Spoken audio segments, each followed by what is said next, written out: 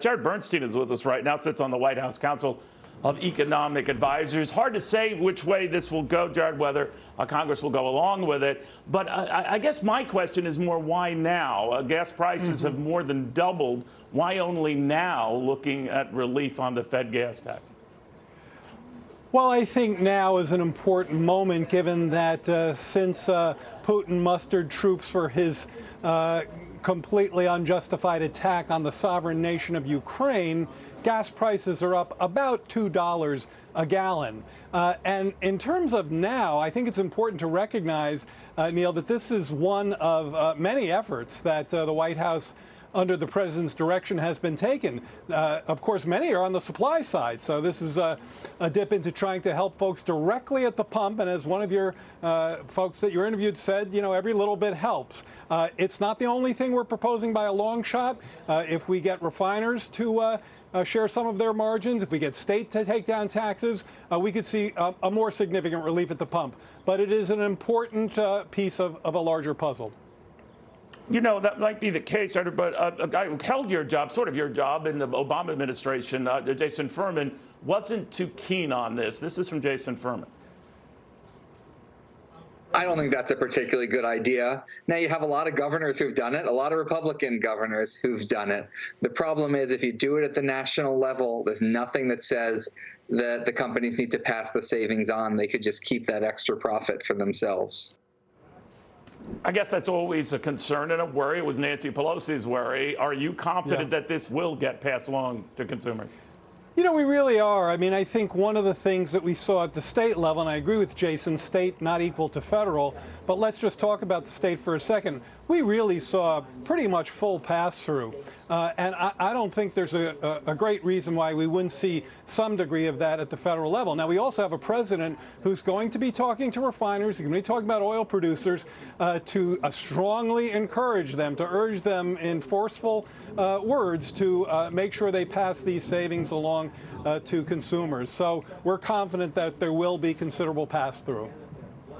You know, Jared, this whole issue of the Putin gas hike, I just wonder why it's always back to Putin, because I've been charting gas prices since your administration came to power, and you started out with gas at around $2.30 a gallon when you assumed office. And I go right up to around November 2021. And I use that period because that's the time Russian troops started building along the Ukrainian border. I didn't even wait for the war to start some months later. And by that point, we were at $3.39 a gallon, so they had already gone up 50%. So when you call it the Putin tax hike, are you forgetting what was happening pre-Putin? No, and that's why we've stressed continuously in talking about this and other measures that there's no single effort that's going to provide all the relief folks need. And we have to work. No, but that wasn't my question. I mean, you keep going back to the Putin tax hike. Well, I think and I get so the that. difference, a good deal of it is there. But isn't that a bit disingenuous? No, because it would be disingenuous if the only thing we were talking about. But, you know, when you go from $3.40, I think you said, to $5 a gallon, just talk to those people you're talking to at the pump and ask them how they feel about $3.40 a gallon gas right now. No, you're right there, Jared. I take nothing away from the pain then and since then, that time. But even Jerome Powell, the Fed chairman, was questioned on this today at a Senate hearing. Here's what he had to say about this issue. This is from Federal Chair Powell. Would you say that the war in Ukraine is the primary driver of inflation in America? No, inflation was high before, certainly before the war in Ukraine broke out. So, of course, so it wasn't all Putin, right? Well, look, I think the thing that we're trying to get across here is that if you go from $3.40 a gallon to $5 a gallon, and that's Putin's price hike, that's putting a lot of hurt on people at the pump. But I also think the politics of this cannot be overlooked. Democrats and Republicans together very much support our efforts to aid the sovereign nation of Ukraine. And if you're doing that on one hand, then you can't turn around and blame the president for a gas price increase. It's very much on the back of Putin's invasion. So I think we all have to work together here. And here's a great opportunity for Congress to get out of the cart. Let me finish. Here's a great opportunity. Hold on. Jared.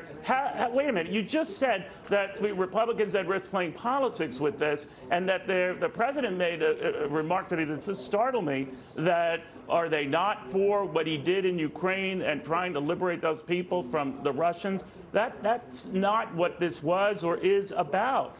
Their concern was then, again, the boom in inflation that goes way beyond what's happening in Ukraine. You're quite right to say it is a large part of this. I don't minimize that. I also don't minimize the boom that we had coming out of the pandemic. That's a big part of it. But then to question people's, support for Ukraine in light of that run-up and saying it's an either-or thing, that's insulting, don't you think? No. So look, let me start from the beginning. I think inflation really has three causes.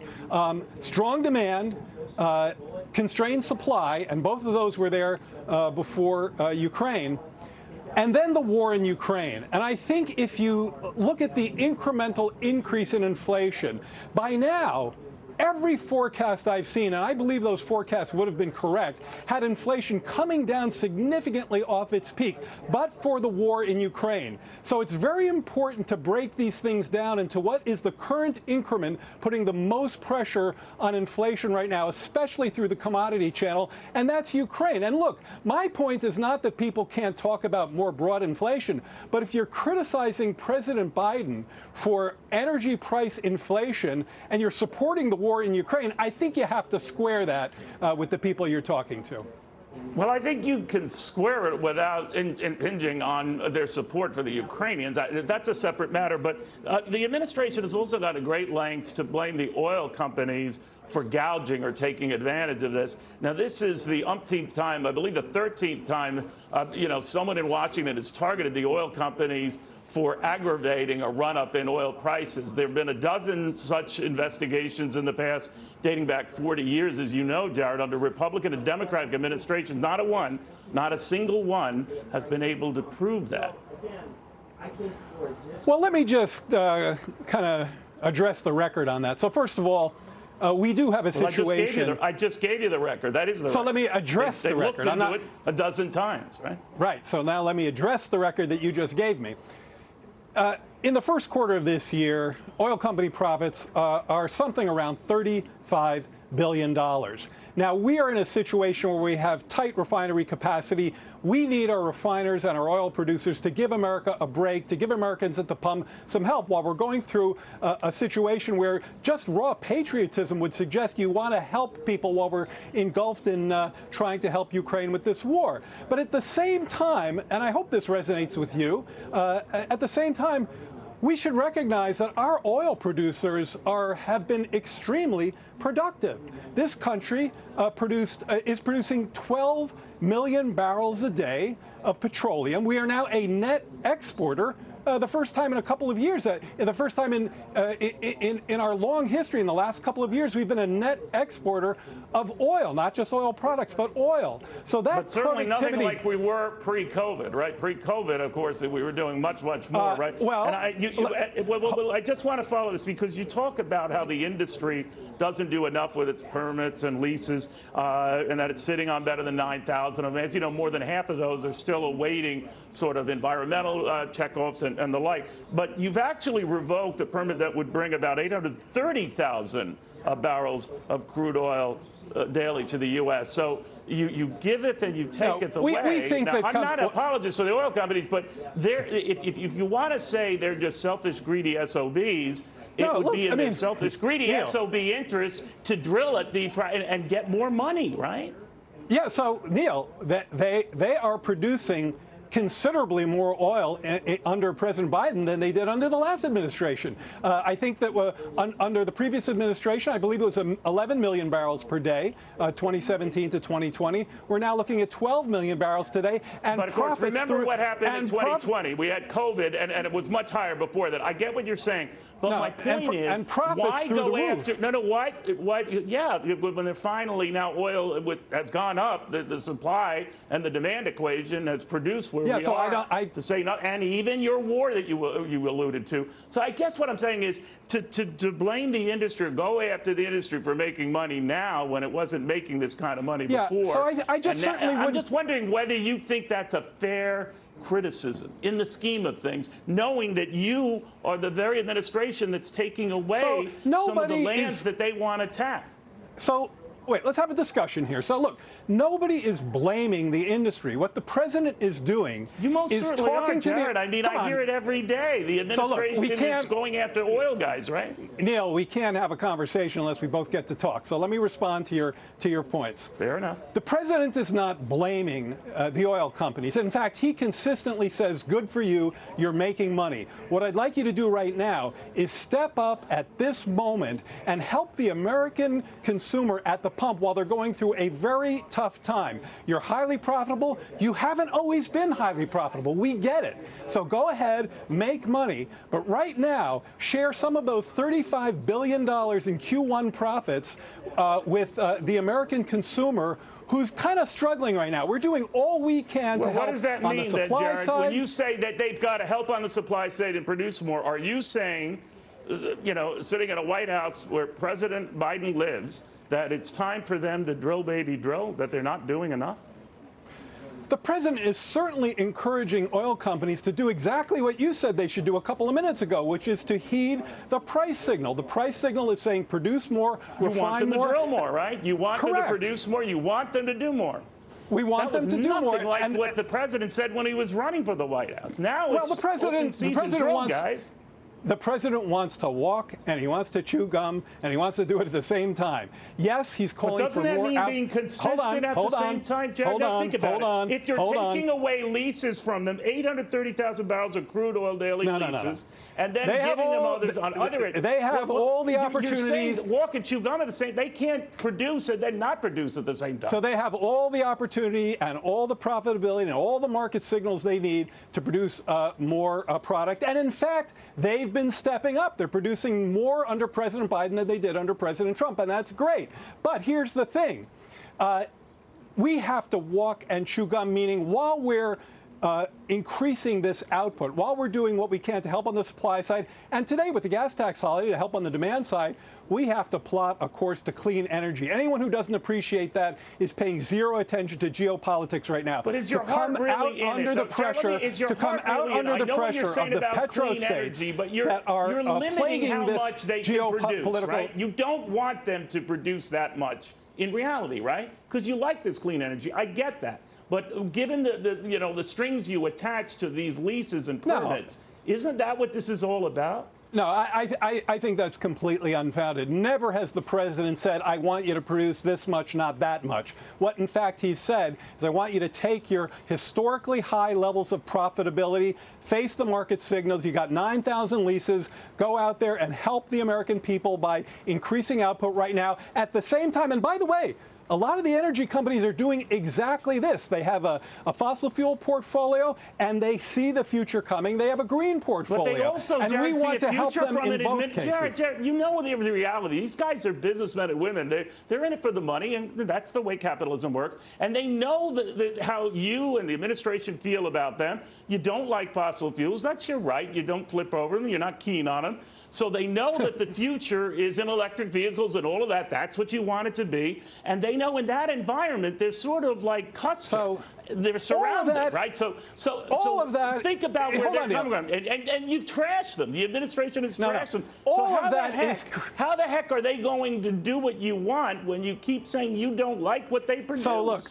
All of that is correct, except for the part that says we don't like them. And by the way, whether we like them or not, they're raking in $35 billion in profit in Q1, so they're doing fine whether we love them or however our emotions reach out to them. What we do is, by the way, we support them in terms of the kinds of output extensions that we're asking for. And it's not just American producers. The president has gone around the globe talking to oil producers to nudge them to hit their quotas. So I don't think anyone could look at the energy activities of this administration President and not conclude that we're trying to help on the supply side, because we recognize how important that is to American consumers as we plot a path to clean energy. But right now, today, let's not lose sight of trying to help people on the demand side by lowering their cost at the pump with a 3-month gas tax holiday. Now you're responding to the demand side. I get that. They come back and tell, well, that's a little late now. But it is weird when you go to Saudi Arabia to try to get them to cough up more oil when you're not a fan of their oil or that. And when you were talking and dealing with others, well, I think you're contradicting who might do the yourself. same thing to make up for America. So if you dislike it so much here and start so we hate oil so much that we're asking alternatives. We hate fossil fuels so much that we're asking countries to pump more. I don't understand. You don't allow it here. The irony is not so much that you're asking other countries for it, but you're not big on it here. They pumped 12 million barrels yesterday. That's more than they've pumped last year or the year before. So would you support I just think your argument to expand? No. Would you support their effort to expand leases and permits to go ahead and get more oil here, so you don't have to go to Saudi Arabia to get oil from there? The president has. It's not only would I support, the president has done that. He has opened up more leasing in recent months, particularly, of course, on federal land. So not only do they have the leases that they had when he got here. He hasn't. But will there be more of that? If that's what you're saying, you think there's going to be more of that. So you're back to Navy drill. You're open to that, right? A number of look. I'll tweet this when I get back to my desk, just to get the fact check here. But recently, the president opened up more areas for drilling, and that was an announcement we made. I don't think the constraint here is on the lease. I don't think the constraint here is on the market signal, which is pushing very strongly in that direction. I think the constraint here is that companies like the profitability that they're seeing. They're engaging in something they call capital discipline, and the president is asking them to step up, okay? Step up and help the American people. That is a president who's fighting for the middle class, and that's what he's going to do every day he comes to work here. He's doing that with the gas tax holiday. He's doing that with his advocacy around the globe. He's doing that with his meetings with the energy companies, the refineries. So I think he's doing all he can to help. All right, so when you talk about that and the gas tax holiday and the opening up the Strategic Petroleum Reserve and doing all of that, and then you mention the money that the oil companies making. They weren't always making this money. They're gargantuan companies, as you know very well, Jared. So as a percentage of sales, they're not that eye-popping. They're in the middling of companies that actually make money. But having said that, they're doing great right now. I didn't say they weren't doing great. Your better argument is that they were unprofitable a few years ago. They were not making this kind of money. So I'm just asking you this now. In this environment, do you advocate what some in your party have been advocating, of windfall profits tax, that if they're not going to do more, you're going to tax their profits? The president has put many different ideas on the table. That idea I know you. That's just one. Are you for that? Is the president for that? Bernie Sanders is for that. This is not something that we are certainly coming out here and talking to you about today. I'm not going to take anything off the table, but it's certainly not something we're talking about right now. Right now, we're talking about the gas tax holiday and the initiatives the president has taken, including, by the way, organizing our allies to release 240 million barrels of oil over the next 6 months. So there's a supply side measure we haven't even talked about. E15 ethanol, increasing the supply. I think you'd have to try very hard, and you have a history looking back on presidency, so I'll ask you this question in good faith. I'd really like to hear any president who's done more than this one to increase the supply of energy resources on his watch, both fossil fuels and clean energy. Well, I believe in fossil fuels, you had more activity in the production area under the first 2 years of Donald Trump, right? Then you had COVID hitting. And I'm not here to play. I actually think we are pumping more now than he was then. We're pumping more now than he was then. No, you're actually not. I know what the president said about the average of the Trump presidency, but there was pre-COVID and post-COVID. You know, that would dramatically change things. I'm not here to take sides with either administration, Jared. We'll get those numbers straight. It's an important question. Fine. I have them here right in front of me. I'm happy to share them on our site where we're putting them as I speak. But let me ask you just about stepping back. Okay, last question, because I got to get back to work. Understood. The message you're sending is oil companies, you need to drill more, produce more. That seems to be very clear. I just want to be super clear on this then, Jared. You want them to produce more oil, right? We want oil companies to increase their output to produce more oil. We also want refineries to refine more oil. At the same time, this is essential. I'm not going to give you one without the other. They're inseparable. At the same time that we are actively plotting a path away from towards clean energy, towards electric vehicles, towards battery production, towards a cleaner grid, towards our climate goals, towards net zero. Both of those are essential. It's called a transition, and we have to do both. We have to make sure that we're helping middle-class families at the pump today while we plot a path to clean energy for the sake of the planet and, by the way, for the sake of our geopolitics. Very good. Jared, thank you for taking the time. Sorry I kept you a long time. Back to the office. Jared Bernstein, the White House Council of Economic Advisors, a key member there. If that did get a little heated, I do apologize for that, but I just want to make sure that we're all on the same page on these numbers. Hey, Sean Hannity here. Hey, click here to subscribe to Fox News YouTube page and catch our hottest interviews and most compelling analysis. You will not get it anywhere else.